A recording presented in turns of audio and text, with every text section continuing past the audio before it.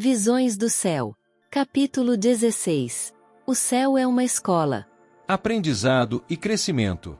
O céu é uma escola, o campo de seus estudos, o universo, seu professor, o ser infinito. Uma ramificação dessa escola foi estabelecida no Éden, e, cumprindo o plano da redenção, será reassumida a educação na escola edênica.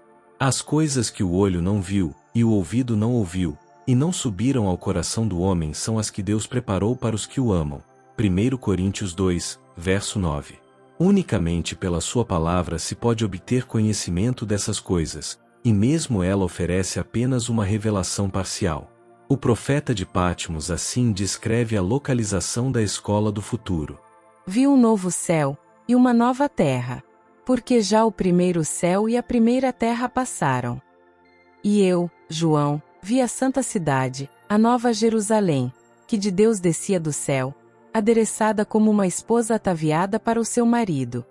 Apocalipse 21, versos 1 e 2. A cidade não precisa nem do sol, nem da lua, para lhe darem claridade, pois a glória de Deus a iluminou, e o Cordeiro é a sua lâmpada. Apocalipse 21, verso 23. Entre a escola estabelecida no Éden, no princípio, e aquela do futuro, situa-se todo o lapso da história deste mundo, a história da transgressão e sofrimento humanos, do sacrifício divino e da vitória sobre a morte e o pecado. Nem todas as condições daquela primeira escola edênica se encontrarão na escola da vida futura. Nenhuma árvore da ciência do bem e do mal oferecerá oportunidade para a tentação. Não haverá ali tentador, nem possibilidade para o mal. Todos os caracteres resistiram à prova do mal, e nenhum será jamais susceptível ao seu poder. Ao que vencer, diz Cristo, dar-lhe-ei a comer da árvore da vida que está no meio do paraíso de Deus. Apocalipse 2, verso 7. A concessão da árvore da vida, no Éden, era condicional, e finalmente foi retirada. Mas os dons da vida futura serão absolutos e eternos. O profeta contempla o rio puro da água da vida, claro como cristal, que procedia do trono de Deus e do Cordeiro. De uma e da outra banda do rio, estava a árvore da vida. Apocalipse 22, versos 1 e 2. E não haverá mais morte, nem pranto, nem clamor, nem dor, porque já as primeiras coisas são passadas. Apocalipse 21, verso 4. Todos os do teu povo serão justos, para sempre herdarão a terra, serão renovos por mim plantados, obra das minhas mãos, para que eu seja glorificado. Isaías 60, verso 21. Restabelecidos à sua presença, de novo os homens serão, como no princípio, ensinados por Deus. O meu povo saberá o meu nome, naquele dia, porque eu mesmo sou o que digo. Eis-me aqui. Isaías 52, verso 6. Eis aqui o tabernáculo de Deus com os homens, pois com eles habitará, e eles serão o seu povo, e o mesmo Deus estará com eles e será o seu Deus. Apocalipse 21, verso 3. Estes são os que vieram de grande tribulação, lavaram as suas vestes e as branquearam no sangue do Cordeiro. Por isso estão diante do trono de Deus e o servem de dia e de noite no seu templo. Nunca mais terão fome, nunca mais terão sede, nem sol nem calma alguma cairá sobre eles, porque o Cordeiro que está no meio do trono os apacentará e lhes servirá de guia para as fontes das águas da vida. Apocalipse 7, verso 14 e 17. Agora, vemos por espelho em enigma, mas, então, veremos face a face. Agora, conheço em parte, mas, então, conhecerei como também sou conhecido. 1 Coríntios 13, verso 12. Verão o seu rosto, e na sua testa estará o seu nome. Apocalipse 22, verso 4. Ali, quando for removido o véu que obscurece a nossa visão, e nossos olhos contemplarem aquele mundo de beleza de que ora apanhamos lampejos pelo microscópio, quando olharmos as glórias dos céus hoje esquadrinhadas de longe pelo telescópio, quando, removida a mácula do pecado, a terra toda aparecer na beleza do Senhor nosso Deus, que campo se abrirá ao nosso estudo. Ali o estudante da ciência poderá ler os relatórios da criação, sem divisar coisa alguma que recorde a lei do mal.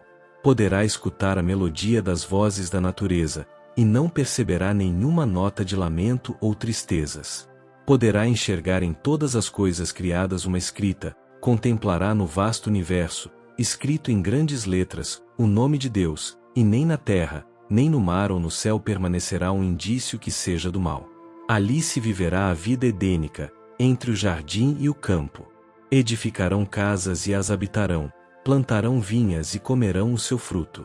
Não edificarão para que outros habitem, não plantarão para que outros comam, porque os dias do meu povo serão como os dias da árvore, e os meus eleitos gozarão das obras das suas mãos. Isaías 65, versos 21 e 22. Não haverá coisas que farão mal nem dano algum em todo o meu santo monte, diz o Senhor. Isaías 65, verso 25. Ali o homem será restaurado à sua perdida realeza, e a ordem inferior de seres de novo reconhecerá o seu domínio, os animais ferozes tornar-se mansos e os ariscos, confiantes. Ali se revelará ao estudante uma história de infinita amplitude e riqueza inexprimível. Tomando por base a palavra de Deus, o estudante obterá uma visão do vasto campo da história, e poderá alcançar algum conhecimento dos princípios que influem na marcha dos acontecimentos humanos. Mas a sua visão ainda estará nublada, e incompletos os seus conhecimentos. Não verá todas as coisas de uma maneira clara antes que chegue a luz da eternidade. Então se revelará diante dele o decurso do grande conflito que teve sua origem antes que começasse o tempo e terminará apenas quando este cessar.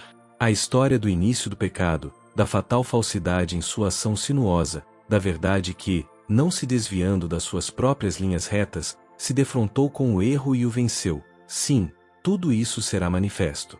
O véu que se interpõe entre o mundo visível e o invisível será removido e reveladas coisas maravilhosas. Não compreenderemos o que devemos aos cuidados e interposição dos anjos antes que se vejam as providências de Deus à luz da eternidade. Seres celestiais têm tomado parte ativa nos negócios dos homens. Eles têm aparecido em vestes que resplandeciam como relâmpago, têm vindo como homens, no aspecto de viajantes. Têm aceitado hospitalidade nos lares humanos, agido como guias de viajantes nas trevas da noite. Têm impedido aos intentos do espoliador e desviado os golpes do destruidor. Embora os governadores deste mundo não o saibam, em seus conselhos têm os anjos muitas vezes sido oradores. Olhos humanos os têm visto. Ouvidos humanos têm ouvido seus apelos. Nos conselhos e cortes de justiça, mensageiros celestiais têm pleiteado a causa dos perseguidos e oprimidos.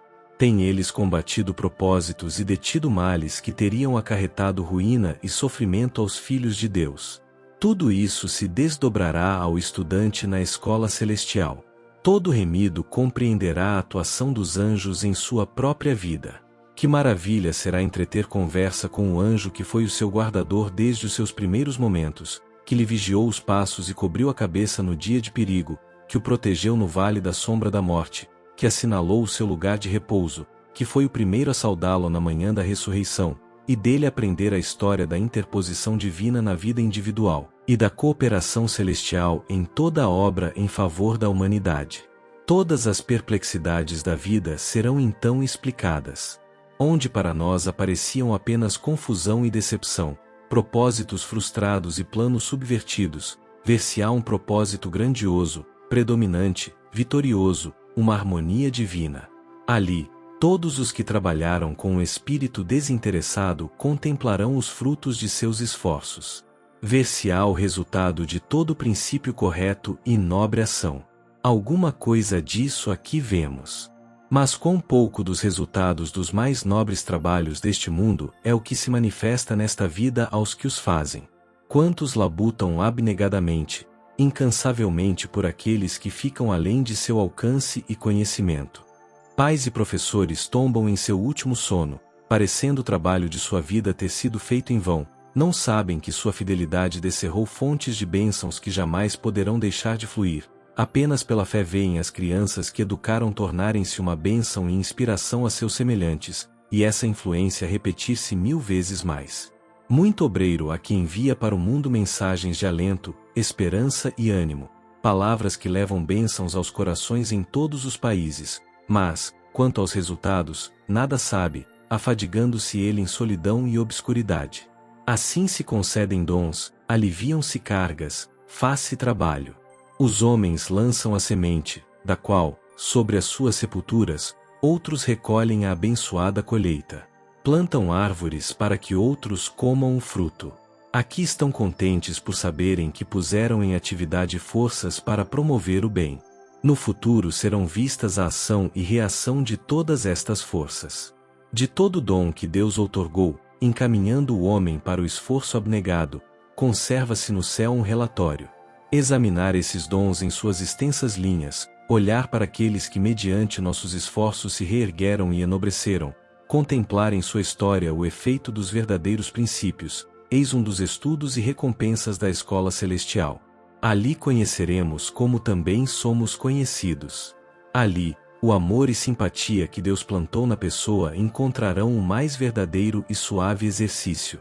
A pura comunhão com seres santos, a vida social harmoniosa com os santos anjos e com os fiéis de todos os tempos, a santa associação que reúne toda a família nos céus e na terra, Efésios 3, verso 15, tudo fará parte da experiência futura.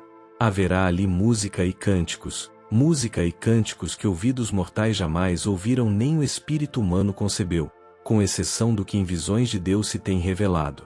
Os cantores e tocadores de instrumentos entoarão, Salmos 87, verso 7. Alçarão a sua voz e cantarão com alegria, por causa da glória do Senhor. Isaías 24, verso 14.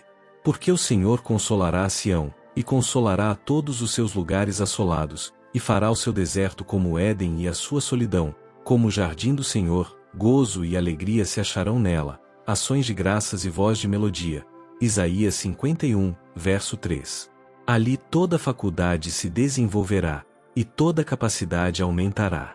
Os maiores empreendimentos serão levados avante, as mais altas aspirações realizadas, as maiores ambições satisfeitas.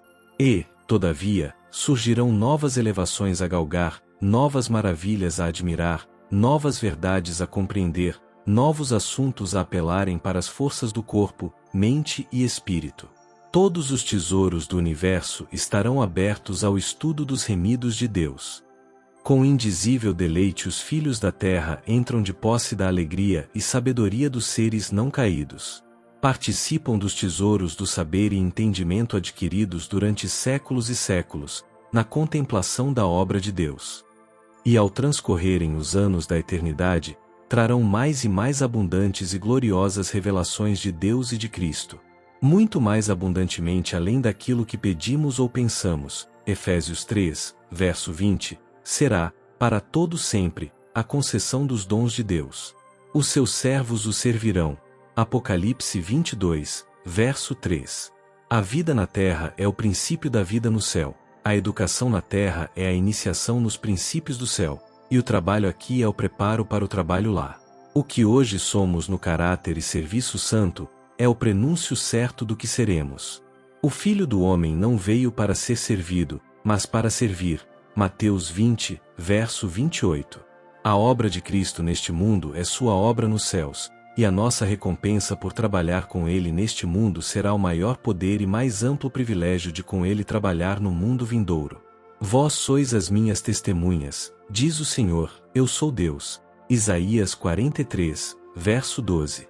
Isso também seremos na eternidade. Para que foi permitido continuar o grande conflito através dos séculos? Por que foi que se não eliminou a existência de Satanás no início de sua rebelião? Foi para que o universo se pudesse convencer da justiça de Deus ao tratar com o mal, e para que o pecado pudesse receber condenação eterna. No plano da salvação há detalhes e profundezas, que a própria eternidade jamais poderá compreender completamente, maravilhas para as quais os anjos desejam atentar. Apenas os remidos, dentre todos os seres criados, conheceram em sua própria experiência o conflito com o pecado, trabalharam com Cristo e, conforme os mesmos anjos não poderiam fazer, associaram-se em seus sofrimentos, não terão eles qualquer testemunho quanto à ciência da redenção, algo que seja de valor para seres não caídos. Mesmo agora, aos principados e potestades nos céus, a multiforme sabedoria de Deus se faz conhecida pela Igreja. Efésios 3, verso 10. E nos ressuscitou juntamente com ele, e nos fez assentar nos lugares celestiais, para mostrar nos séculos vindouros as abundantes riquezas da sua graça, pela sua benignidade para conosco em Cristo Jesus. Efésios 2, versos 6 e 7. No seu templo cada um diz: glória. Salmos 29, verso 9. E o cântico que os resgatados entoarão, cântico este de sua experiência, declarará a glória de Deus. Grandes e maravilhosas são as tuas obras, Senhor, Deus Todo-Poderoso. Justos e verdadeiros são os teus caminhos, ó Rei dos Santos. Quem te não temerá, ó Senhor, e não magnificará o teu nome? Porque só tu és santo. Apocalipse 15, versos 3 e 4. Em nossa vida aqui, posto que terrestre e restrita pelo pecado, a maior alegria e mais elevada educação se encontram no serviço em favor de outrem.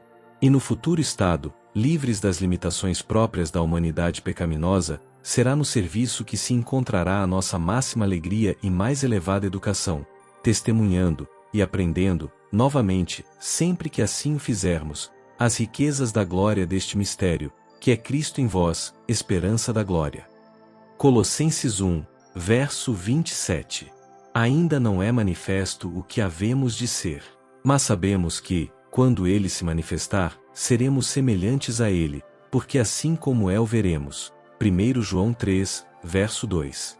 Então, nos resultados de sua obra, Cristo contemplará sua recompensa. Naquela grande multidão que ninguém pode contar, apresentada como irrepreensíveis, com alegria, perante a sua glória, Judas 24, aquele cujo sangue nos redimiu e cuja vida nos ensinou, verá o trabalho da sua alma, e ficará satisfeito. Isaías 53, verso 11. Cristo será nosso professor. Acha você que não aprenderemos coisa nova ali? Não temos a menor ideia do que então nos será revelado. Com Cristo andaremos ao lado das águas vivas. Ele nos patenteará a beleza e glória da natureza. Revelará o que Ele é para nós, e o que nós somos para Ele. Verdades que hoje não podemos conhecer, em virtude de nossas limitações finitas, ali conheceremos. Conhecimento progressivo. Todos os tesouros do universo estarão abertos ao estudo dos remidos de Deus. Livres da mortalidade, alçarão voo incansável para os mundos distantes, mundos que fremiram de tristeza ante o espetáculo da desgraça humana, e ressoaram com cânticos de alegria ao ouvir as novas de uma alma resgatada. Com indizível deleite os filhos da terra entram de posse da alegria e sabedoria dos seres não caídos. Participam dos tesouros do saber e entendimento adquiridos durante séculos e séculos, na contemplação da obra de Deus. Com visão desanuviada olham para a glória da criação, achando-se sóis, estrelas e sistemas planetários, todos na sua indicada ordem, a circular em redor do trono da divindade. Em todas as coisas, desde a mínima até a maior, está escrito o nome do Criador, e em todas se manifestam as riquezas de seu poder. E ao transcorrerem os anos da eternidade, trarão mais e mais abundantes e gloriosas revelações de Deus e de Cristo.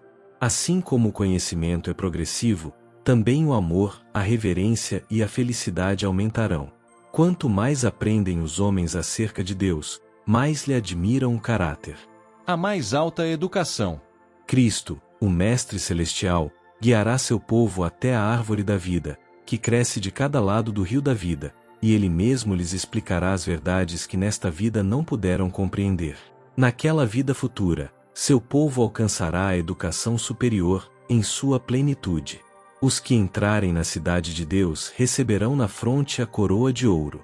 Será essa uma cena jubilosa, a qual nenhum de nós pode correr o risco de perder. Lançaremos nossas coroas aos pés de Jesus, e muito repetidamente lhe daremos glória, louvando seu santo nome. Anjos se nos unirão nos cânticos de triunfo. Dedilhando suas harpas de ouro, encherão todo o céu de rica música e hinos ao Cordeiro. O plano da redenção desdobrado. Nesta vida podemos apenas começar a compreender o maravilhoso tema da redenção. Com nossa compreensão finita podemos considerar muito superficialmente a ignomínia e a glória, a vida e a morte, a justiça e a misericórdia, que se encontraram na cruz, Todavia, com o máximo esforço de nossa faculdade mental, deixamos de apreender seu completo significado. O comprimento e a largura, a profundidade e a altura do amor que redime não são senão palidamente compreendidos. O plano da redenção não será amplamente penetrado, mesmo quando os resgatados virem assim como eles são vistos, e conhecerem como são conhecidos. Antes, através das eras eternas, novas verdades serão desdobradas de contínuo a mente cheia de admiração e deleite. Posto que os pesares, dores e tentações da terra estejam terminados, e removidas suas causas, sempre terá o povo de Deus um conhecimento distinto, inteligente, do que custou a sua salvação. A cruz de Cristo será a ciência e cântico dos remidos por toda a eternidade. No Cristo glorificado eles contemplarão o Cristo crucificado. Jamais se olvidará que aquele cujo poder criou e manteve os inumeráveis mundos através dos vastos domínios do espaço, o amado de Deus, a majestade do céu, aquele a quem querubins e resplendentes serafins se deleitavam em adorar, humilhou-se para levantar o homem decaído, que ele suportou a culpa e a ignomínia do pecado e a ocultação da face de seu Pai, até que as misérias de um mundo perdido lhe quebrantaram o coração e aniquilaram a vida na cruz do Calvário. O fato de o Criador de todos os mundos, o árbitro de todos os destinos, deixar sua glória e humilhar-se por amor do homem, despertará eternamente a admiração e a adoração do universo. Ao olharem as nações dos salvos para o seu Redentor e contemplarem a glória eterna do Pai resplandecendo em seu semblante, ao verem o seu trono que é de eternidade em eternidade, e saberem que seu reino não terá fim, irrompem num hino arrebatador. Digno, digno é o Cordeiro que foi morto, e nos remiu para Deus com seu muito precioso sangue. A eternidade não é suficiente. Todo o amor paternal que veio de geração em geração através do coração humano, toda fonte de ternura que se abriu na alma do homem, não passam de tênue riacho em comparação com o ilimitado oceano, quando postos ao lado do infinito, inexaurível amor de Deus. A língua não o pode exprimir, nem a pena é capaz de o descrever. Pode-se meditar nele todos os dias de sua vida, pode-se esquadrinhar diligentemente as Escrituras a fim de compreendê-lo, pode-se reunir toda a faculdade e poder a nós concedidos por Deus, no esforço de compreender o amor e a compaixão do Pai Celestial, e todavia existe ainda um infinito para além.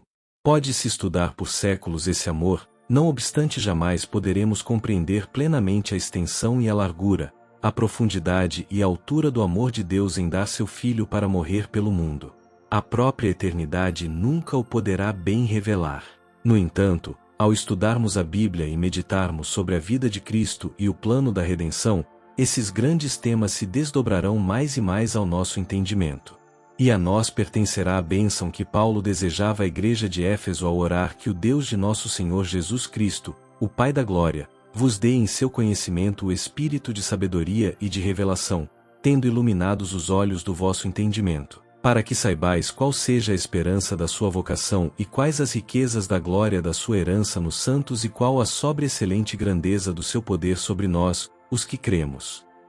Efésios 1, versos 17 a 19.